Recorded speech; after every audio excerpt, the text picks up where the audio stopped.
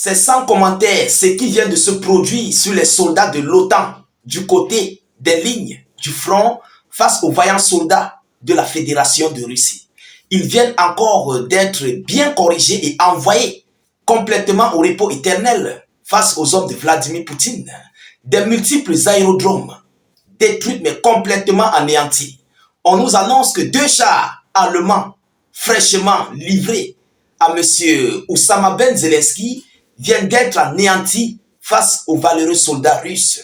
Chers dames, chers messieurs, le bilan qui a été donné pour ces dernières 24 heures est un bilan lourd, est un bilan qui fait mal en fait à l'Ukraine et à tous ses alliés de l'OTAN parce que pour eux, ils continuent d'attendre cette grosse victoire après que la Russie vient de récupérer cette localité très riche en minerais, en lithium, cette localité de Kourakov, qui même d'ailleurs les Russes se dirigent vers la ville emblématique de Pokrovsk.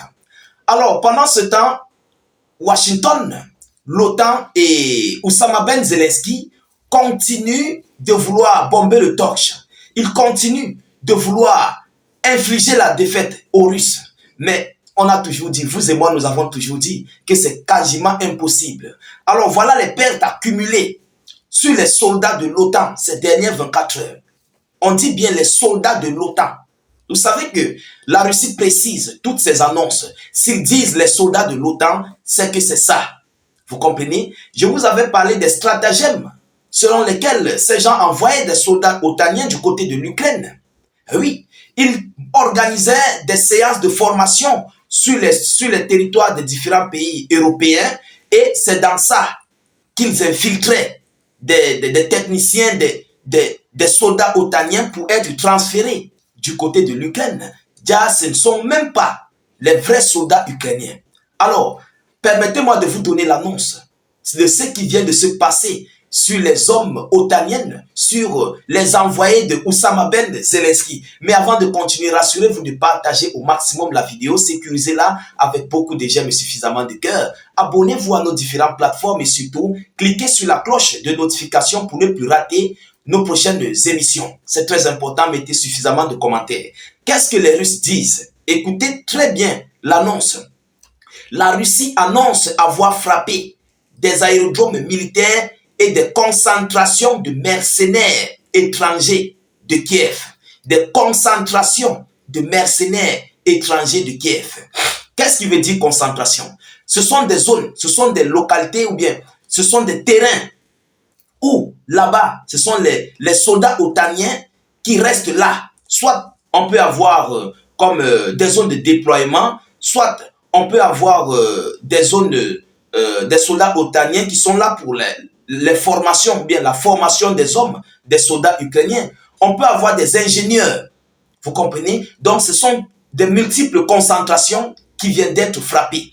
Et on avait même d'ailleurs dit à ces gens de ne pas envoyer leurs spécialistes en Ukraine. Mais ils ne veulent pas comprendre.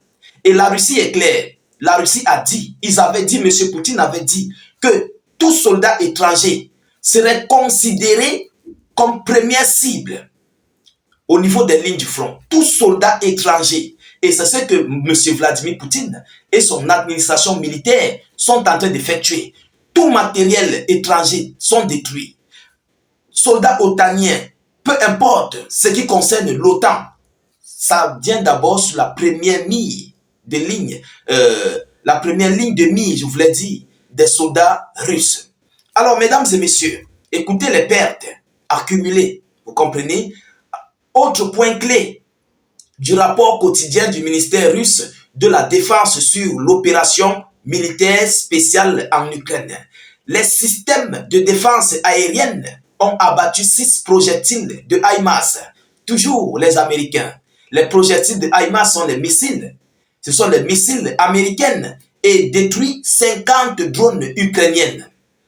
On a détruit les missiles HIMARS avec 50 drones ukrainiens de hier soir jusqu'à présent. Vous comprenez? Des dépôts d'armes et des accumulations d'équipements ukrainiens ont été copieusement frappés. Des dépôts d'armes et des accumulations d'équipements ukrainiens ont été frappés. Donc, tout l'arsenal qui a été envoyé à M. Volodymyr Zelensky pour ces hommes.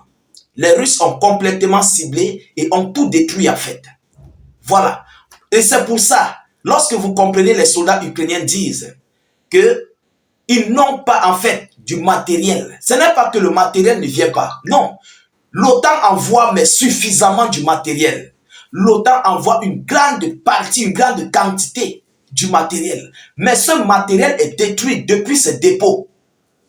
Vous comprenez? Et lorsque c'est détruit depuis leur dépôt, depuis leur zone de stockage, comment ceux qui sont au front vont avoir ce matériel? Ils ne pourront pas avoir ce matériel. C'est pourquoi ils sont en difficulté. Ils ne parviennent pas à avoir des munitions. Ils ne parviennent pas à avoir tout ce que l'OTAN envoie. Vous comprenez? Et dans le même temps, la Russie frappe les concentrations arrière, les troupes de rotation. Et ça fait que tous ceux qui sont sur les lignes de front sont affaiblis. Non seulement ils sont fatigués, ils n'ont pas de nutrition, ils n'ont pas d'équipement, ils n'ont rien en fait. Et c'est pourquoi vous voyez, lorsque ça arrive comme ça à un certain niveau, ils préfèrent se rendre aux soldats russes. Pourquoi? Parce que l'arrière a été anéanti. Les soldats russes ne sont pas dupes. Vous comprenez? Alors, on dit que parmi les blindés détruits longue recense 2 chars Léopard de fabrication allemande.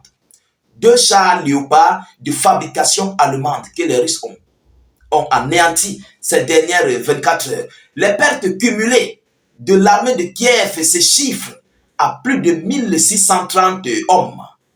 Plus de 1630 hommes. Parmi eux, il y a plusieurs de nombreux soldats de l'OTAN parmi ces 1630 hommes.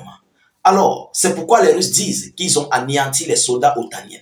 Pourquoi? Parce que la quasi-totalité des Ukrainiens, ceux mêmes qui ont été formés par la France, ont démissionné. J'ai même d'ailleurs animé une vidéoconférence là-dessus. Ils ont préféré quitter les lignes du front. Oui, et aujourd'hui, ils sont obligés, les otaniens et ukrainiens, donc l'administration ukrainienne est obligée de transférer, d'envoyer des soldats de l'OTAN. Parce que Zelensky avait posé ses conditions pour transférer, pour recruter, je voulais dire, pour enrôler les 18 ans à 60 ans. Mais quelque chose qui n'est pas d'ailleurs possible, ce n'est pas facile, c'est possible, mais ce n'est pas facile. Vous comprenez? Parce qu'il y a une mobilisation forcée en Ukraine. Mais ce n'est pas facile d'enrôler un gamin de 18 ans dans l'armée, qui n'a rien à voir, qui n'a pas les compétences, les capacités, face à ceux-là qui sont au sein des forces armées russes depuis un bout de temps. Donc, on comprend juste qu'il n'y aura pas de victoire pour l'Ukraine. Alors, mesdames et messieurs, voilà la grosse défaite, encore très puissante, en ces dernières 24 heures pour les forces armées ukrainiennes, précisément pour M. Oussama Ben Zelensky, qui ne cesse de croire à une quelconque victoire face aux forces armées russes. Mais la détermination du côté des troupes russes est de taille. Ah oui, c'est de taille parce que les Russes, en fait, s'en fichent de leur perte. Ils s'en fichent de leur repos éternel. Si ils sont déployés au front, ils savent que soit c'est pour vaincre l'ennemi, ou bien soit c'est pour aller au repos éternel. Ils sont déjà préparés psychologiquement. Ça ne veut pas dire qu'ils s'en vont pour aller au repos éternel, non. Ça ne veut pas dire cela. Parce que lorsqu'ils vont, ils partent avec un seul objectif, c'est de vaincre l'adversaire. Oui. Et c'est pourquoi ils sont déterminés. Et ils ont tout le matériel nécessaire pour vaincre l'adversaire.